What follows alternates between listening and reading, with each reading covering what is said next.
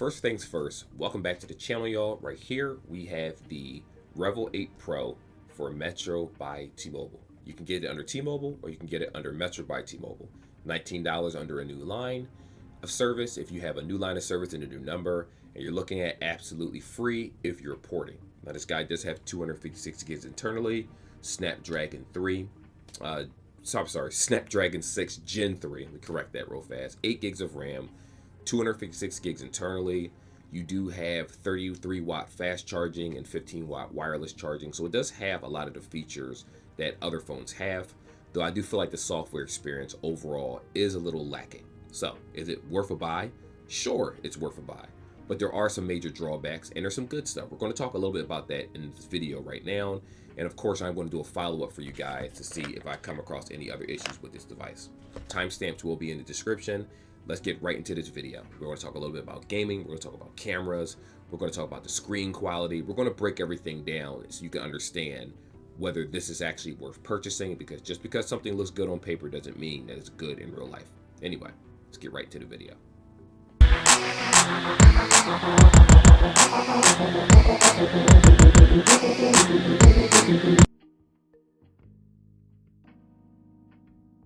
So we need to talk a little bit about the camera performance. Let me first go over a little synopsis of the camera, then I'll tell you what I experienced. And if you're watching the videos in the background, that was with this actual phone, by the way.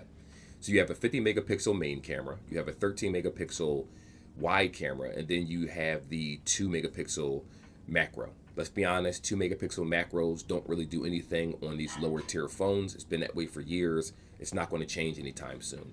You are capable of video at 2K, but the 2K videos are going to be at 30 frames. I ended up putting the 60 frames 1080p because that comes out a little better than the 2K in my personal opinion, and even that didn't really perform that well. The front camera though is 32 megapixels, which is good enough. I think it's okay front camera. It's not going to really stand out compared to other devices in the same category. If anything, I think this camera actually underperforms overall. So let me kind of just wrap it up and explain what I mean by that. So if you're looking at the video, when it came to my cats right there, that's Luna and that's Kirby. We brought one of those cat trees inside the house and they're sniffing it, right? That was right in front of them. So the focus should have been a lot sharper, but it's not, which means that the cameras have issues with video stabilization. Even if something is directly in front of you, for example, like I have this Venom. You guys can't see it, but I have a Venom in front of me. It's a statue, right? And I took a picture of that. And I might put that in this video. I'm not sure. If it's up here, then you see it. And it looks fine to the naked eye, but when I compare it to my Moto G Stylus, for example, which is in the same price point for phones, the background imagery makes everything else look really blurred. It's not focusing on one item. It's just not a very good camera to begin with. So when I'm outside and you see the video in the background of me just walking near 69th Street, it did this little mural wall thing that I took a video of. It looks really washed out. If you've seen it in person, the colors are much brighter.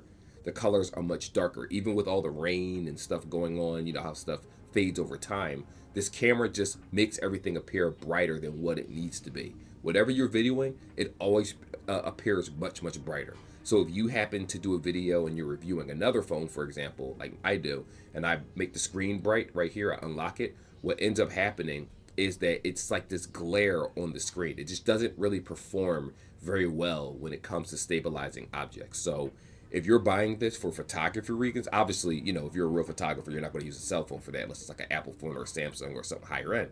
If you're buying this thinking that you're going to get great photos, you'll get average photos in the best lighting. But when the low lighting comes in, you are going to notice that they're not going to be nearly as focused as a traditional camera in the same price range. So, for example, the Motorola Edge 2025, the Motorola Edge 2024, or even the Moto G Stylus 2025, all phones around the same price point, between $250 to $300 under Metro by T-Mobile, the carrier we're talking about, are going to have better quality cameras than this one. And it really shows when you start doing side-by-side comparisons. But that's for another video. I'll show you what I'm talking about. But it's average.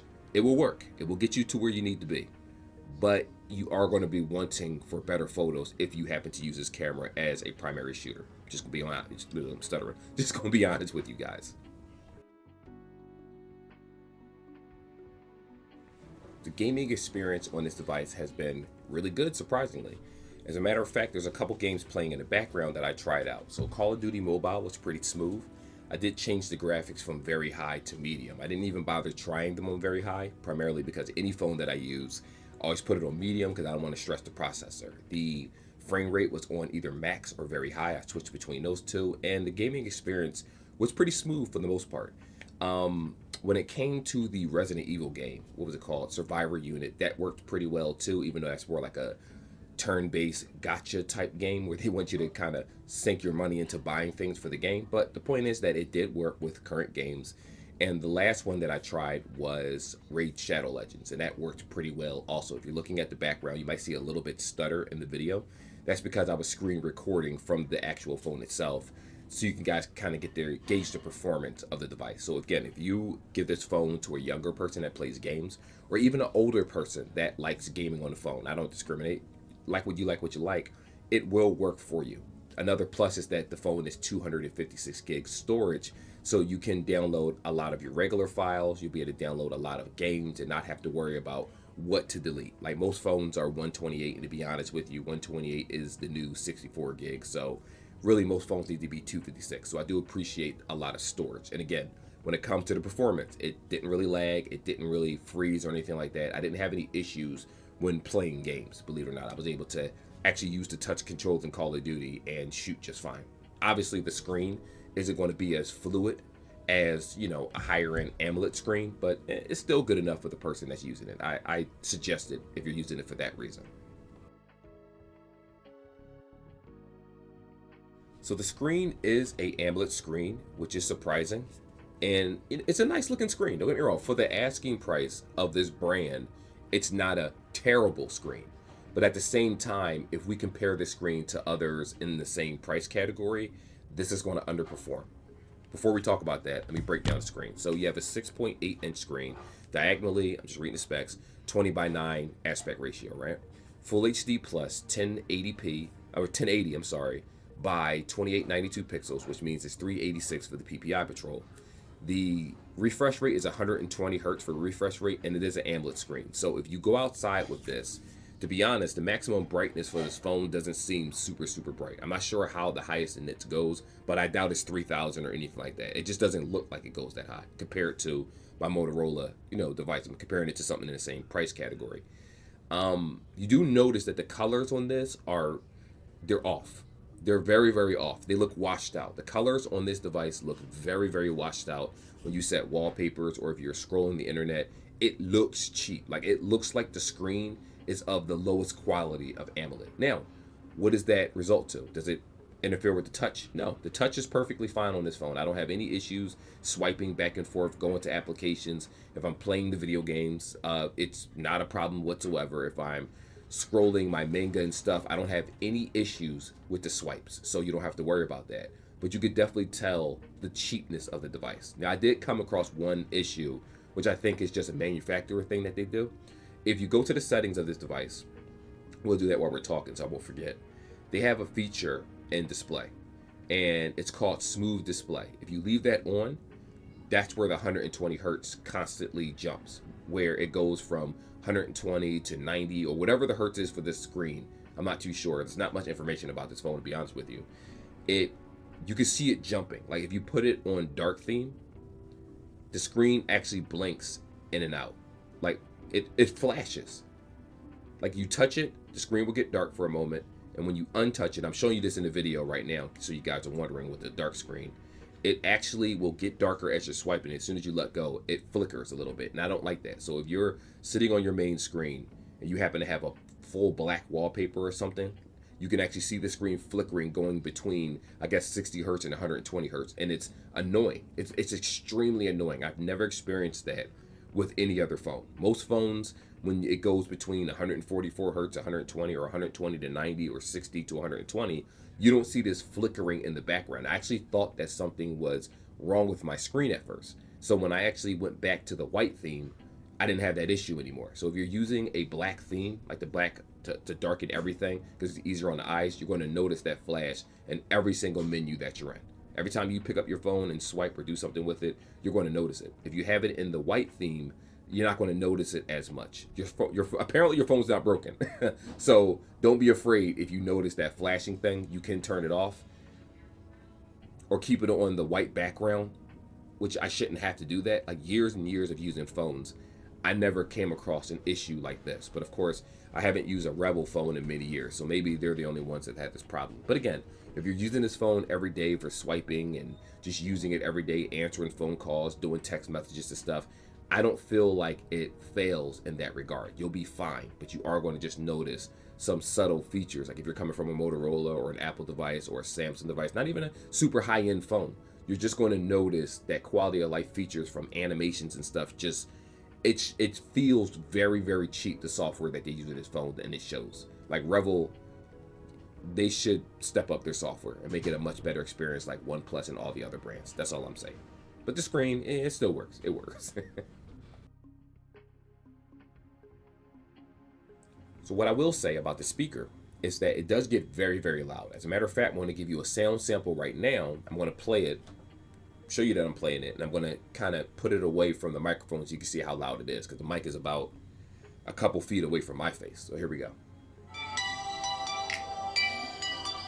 So it's currently playing right now.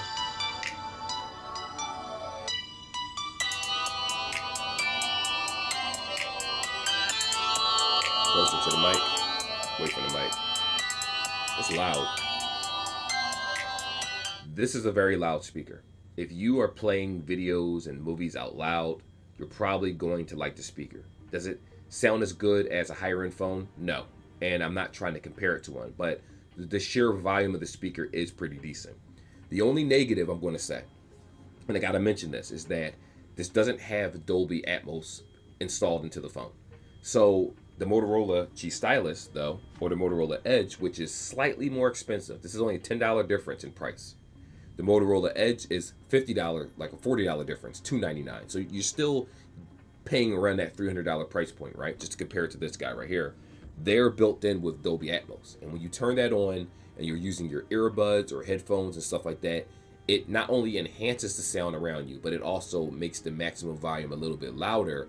And it just makes everything sound much, much deeper and better, in my personal opinion. Now, if you buy this and you don't care about that feature, no big deal. I'm sure you'll be fine with this. Even with headphones on, it sounds perfectly fine. But if you're used to Dolby Atmos, if you're coming from a Moto G Play or some other Moto device and you don't want to give up that sound, you might want to consider the Motorola Edge 2025 or the Motorola G Stylus 2025. But if you don't care and you're used to using the Revvls, you probably came from the Revvl 7 or Revvl 6 or something like that, and you're like, I just want to stick with the Revvls, this is fine. It will work for you just fine. The speaker is actually very, very loud, and I don't have anything negative to really say about that. So that's another good point of the phone. So the battery life is actually very good on this device. I have nothing negative to say about that, where I was able to go through my workday just fine. Now, I did have to charge it multiple times on my workday, but understand that I do edits and videos on my phone constantly. I'm using UCut, I'm using Canva, I'm using different applications. I'm constantly using the camera, just doing different videos in the background. So I just wanted to see how long it lasts. And so you have a 5,000 non-removable battery. It is 33 watts wired charging and then 15 watt wireless charging. The wireless charging, I use a Belkin charger. I don't use like the cheap ones, so you got to kind of just try out different chargers. But I noticed with this particular Belkin charger, because you don't want to use a Five Below charger and then that thing gets hot and burns up your battery and then it damages your phone, you know what I mean? So be careful of the type of chargers you use for your device. But it didn't get hot. It got a little warm, like any wireless charging phone when I would put it on a wireless charger. It did take a while. It's only 15 watts, so it's going to be a while. So if you're sitting behind your desk and you're doing editing or homework or stuff like that, and you don't have a cord, that's what the wireless chargers are for people that just, they don't want all the messiness of the cable. So I do appreciate the wireless charging. The wired cable, it said charging rapidly. So that's their version of fast charging. I don't have an issue with that. Even if I use my 65 watt chargers or even my 35 watt chargers, it didn't increase the speed. It just said rapidly charging, and that was pretty much it. It's not bad. I don't have anything negative to say about the battery life. One thing I will say that they did pretty well in that regard, and we're talking about using it on 5G. And you can actually switch this between 4G and 5G if you want to. Some places 5G doesn't work that well. And I tested the battery in both scenarios. It's been good. I listen. They did a good job on the battery. I have nothing negative to say about that whatsoever. So we don't need to make this part to be extended. Let's move on. So the productivity parts are really about people that are using UCut. You might use the camera a lot. You might use Canva or like Photoshop, or not Photoshop, but just some type of application. Whether it's you're paying your bills online with Pico, or you're shopping on Amazon, or you're going on YouTube, just scrolling and going on, Chrome browser, whatever browser you use. I do think that the overall experience of just using this phone every day is going to be perfectly fine for that person that purchases it. The issue I have is that the animations slow down the phone. Like, you have a Snapdragon 6 Gen 3 processor inside of it. You do have 8 gigs of RAM. It's 2.4 gigahertz. What does that mean? Absolutely nothing until you actually use the phone. Because the experience of swapping between applications, that's pretty good for the most part. There isn't much freeze time when it comes to that from my experience. Now, the only time I did notice a phone freezing is if I used Canva, I edited a video in the background, and then I went on the web, or I decided to use the camera to record something else while that's going on in the background. Remember, it's just a Snapdragon 6 Gen 3, so it is going to have problems when you use it for heavy usage. If you're using the camera and editing in the background while switching over to Canva to do this and then saving that background and swapping back over, you're going to notice the slowdowns. But if you're using it for just everyday usage, emails and things like that, the phone doesn't really freeze at all. So that, I'll give them a bravo for that. The only negative is that the animations aren't smooth. So if you're coming from an Apple device, when you swipe up the screen and stuff, when you actually hit the command, it's going to happen. If you're using a Samsung phone, if you're swiping left to text or swipe right to call or whatever it is, or you know how they have their OS features that's built into it to give you a more smoother experience, this one doesn't have any of those features whatsoever. It feels bare bones and generic. So generic that I dare say that older Alcatel phones, I'm not gonna say 6 years ago, but 4 years ago and stuff, that's how the software feels. That's why I say T-Mobile needs to get their own smoother version of Android OS onto this device, and then I'll think it'll be a much better contender for phones coming out. Because anytime a Revvl comes out, cool.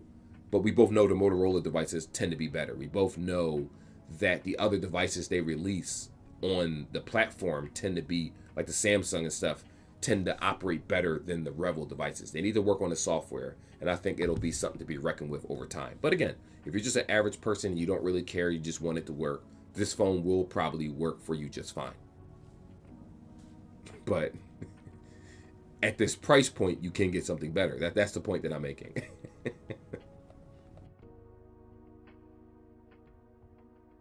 So all in all, do I suggest the phone? No, I do not. And I'm going to explain why. If you go to the Metro by T-Mobile website, let's say you're buying a phone straight out.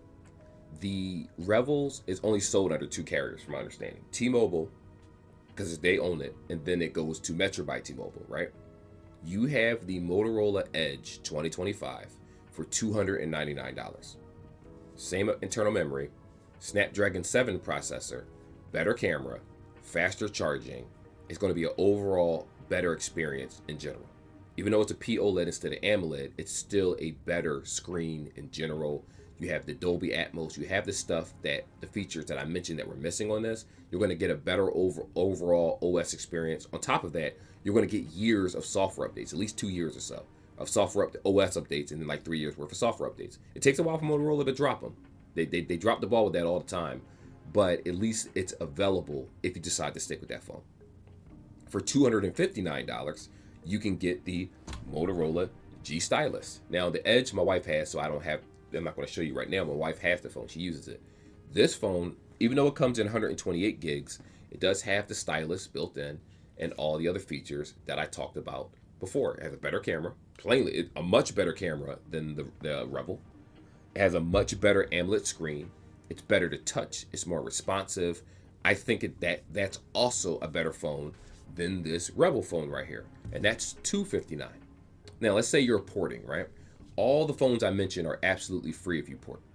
You can get each one $0. You just pay the first month bill. So there's that. So the Edge is probably going to be the best choice. If you decide to get a new line of service, the Motorola G Stylus right now, and it's absolutely free. So you just pay the first month bill, taxes, and fees. If you get the Motorola Edge, that'll cost you $50. Then the first month bill, $65, taxes and fees. If you get this one, this is $19, and then it's free for porting. So either way, this should have been a free phone. This should not cost $19 for a new line of service, primarily because, again, the competition is that much better than this phone. Yes, if you purchase this and then watch this video and say, oh, I got the wrong phone, I don't think you're going to feel that way. The 256 gigs works just fine. The gaming like Call of Duty and stuff works perfectly fine. I'm just talking about quality of life features that you'll notice. You're going to notice the animations for this phone are cheap and janky. You're going to notice that there's no themes, that they put in barely any type of love or care to this phone right here. Will it work? Will it get you through the day? Will you be able to talk on it? Will your Bluetooth work? Yes, everything is going to work on it. So don't worry. But at the same time, the Motorola devices just have better care with their software and overall experience. So I'm always going to suggest that one over this one. And that's why I say I don't suggest it. If you get it and it's a gift, I think you'll be happy, especially if you're coming from something that might be damaged or worse than this one. Be thankful for what you have. But at the same time, if you're spending your hard-earned money, get a better phone. Anyway, like and subscribe like always, guys. Hopefully you enjoyed the video. I am going to keep up with this device, use it for another 30 days. You will use it for a full 30 days, actually. This is more so my impressions of using it for like a week. But I'm going to use it more and see if I find any other issues, or maybe some of the fixes will happen. Maybe there'll be some software updates to make it a smoother experience. I'm not too sure. But it's not the worst phone in the world. Don't feel bad about your purchase. Just, you know, learn more as you go. I'll just leave it that way. Anyway, like and subscribe. I will see you guys in the next video. Till then, take care. Peace. God bless. I am out.